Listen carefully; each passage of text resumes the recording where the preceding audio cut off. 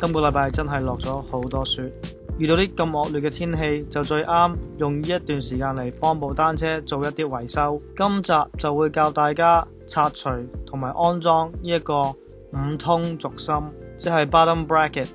我呢一部係2016年版嘅 Giant Defy第5，佢原裝咧係跟呢一個 FSA 速嘅正方形嘅軸心。我之前咧就幫佢換咗用呢個 Shimano 嘅 UN55，聽講話個壽命會長啲啦。咁我哋未入正題之前，就同大家講下幾時先最需要做一個保養或者換一個新嘅軸心上去。如果你用單手用力咁樣捉住個腳踏柄嚟搖佢，如果有呢個喐動呢，就分分鐘代表裏邊啲 BB 開始壞啦。另外一個先兆就係當你踩緊車嗰陣時，特別係用力踩，聽到啲怪聲，就代表係時候拆出嚟睇下有啲咩問題。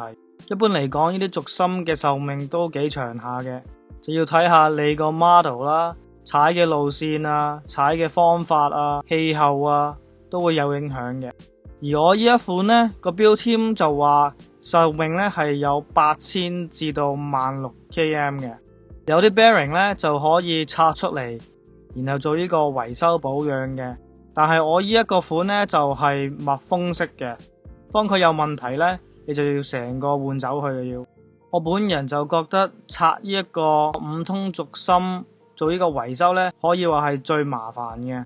但係點都唔夠拆呢一個 press fit 嘅 bottom bracket 麻煩。個重點係工具咯，如果你有啱嘅工具呢，就唔會太麻煩嘅，都應該。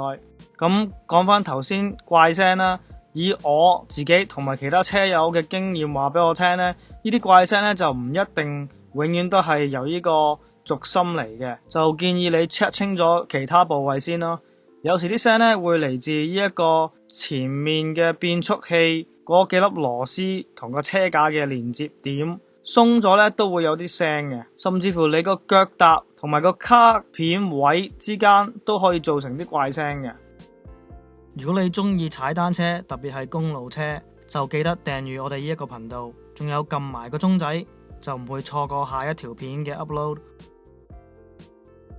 架撐方面咧，就需要一個8mm 嘅六角匙，如果有 lock 頭咧就仲好添。呢一個工具咧就係專係攞嚟拆個腳踏嗰條柄出嚟嘅，一個扭開你嘅軸心嘅鎖匙頭，要睇翻你個軸心嘅型號嚟判斷用邊一士巴拿，一個 16mm 嘅士巴拿。如果你有兩個呢，就更加好添，但係唔一定需要嘅。一個專用嘅潤滑劑啦，同埋當然一個全新嘅軸心啦。呢一款呢就有分兩款唔同嘅螺絲轉向嘅，就有呢個英式或者呢個意大利式嘅。英式呢就係冇鏈柄嗰一邊呢，就要扭送時針方向嚟鎖緊嘅，有鏈柄嗰一邊呢，就要扭呢個逆時針方向嚟鎖緊嘅。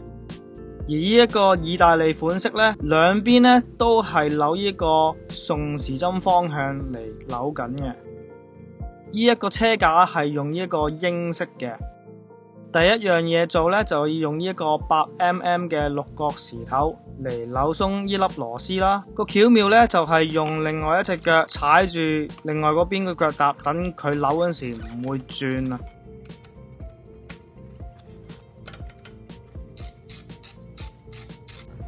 之後呢，我哋就會用呢一個特別嘅工具嚟攞走個腳踏條柄。呢個工具呢，就有兩個 part 嘅。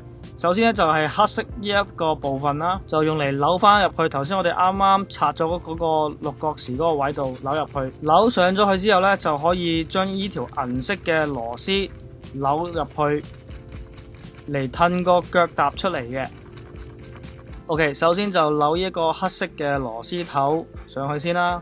就係用呢個 16mm 嘅士巴拿上緊去，之後呢，我哋就會用第二個 16mm 嘅士巴拿扭銀色呢一忽入去，另外一隻手呢，就最好揸住另外一個士巴拿鎖死黑色嗰個螺絲頭，等佢唔好喐。呢個步驟呢，要用好多力下嘅，如果扭到扭唔到嗰時呢，話唔定你要褪翻出嚟，跟住之後再扭翻入去。開頭都幾好用力下嘅，之後呢，就會越嚟越容易噶啦。OK， 鬆咗出嚟啦。OK， 搞掂完呢一邊咧，我就可以去有齒輪嗰邊，同之前一樣啦，用一個8mm 嘅六角鎖匙嚟扭鬆佢，用同一個方法將呢個黑色嘅螺絲頭扭翻落去呢一個窿裏邊，之後就扭實呢一個銀色嘅螺絲頭入去。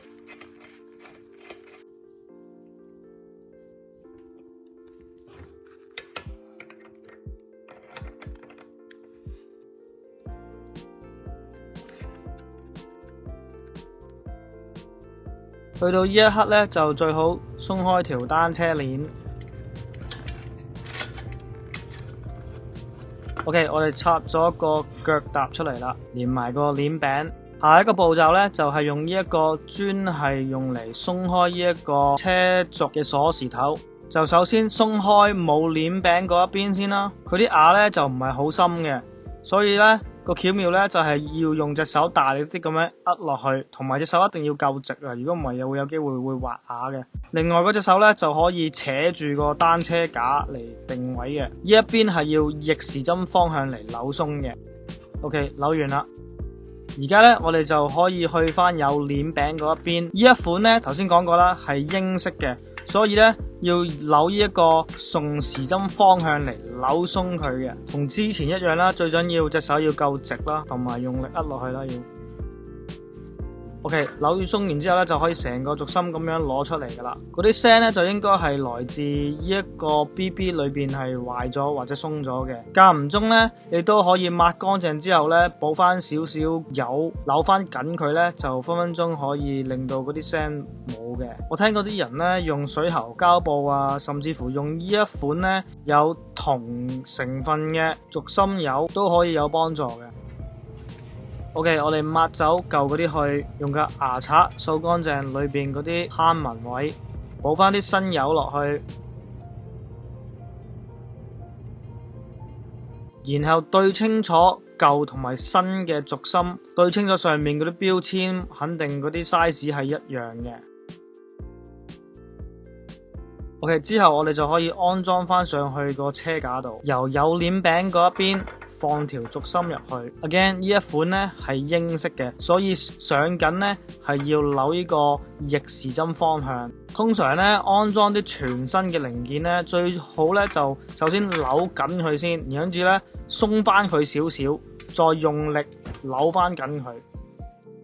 如果你有 torque wrench 呢， Shimano 嘅建議呢就係用呢個40至到50 Nm 嘅力度啦，即係29至到36磅嘅。OK， 搞掂完呢一邊咧，我哋又去翻另外嗰一邊。呢一個螺絲頭咧就係鋁製嘅，會好容易滑牙嘅，所以就唔使扭到真係太緊嘅。呢一邊咧就係扭呢一個順時針方向嚟鎖緊嘅。OK， 扭實咗啦，之後咧就可以裝翻呢個腳踏條柄上去，上翻緊8mm螺絲，都要用好大力下㗎，記得要將個腳踏條柄扭到入翻去之前嗰個位。OK， 搞掂完呢一邊呢，就去翻另外嗰一邊，即係有鏈柄嗰一邊啦。掛翻條單車鏈上去先。對面嘅腳踏6點，咁即係呢一邊呢，就要12點方向。上最後呢一粒六角螺絲，上緊晒去，就係咁簡單。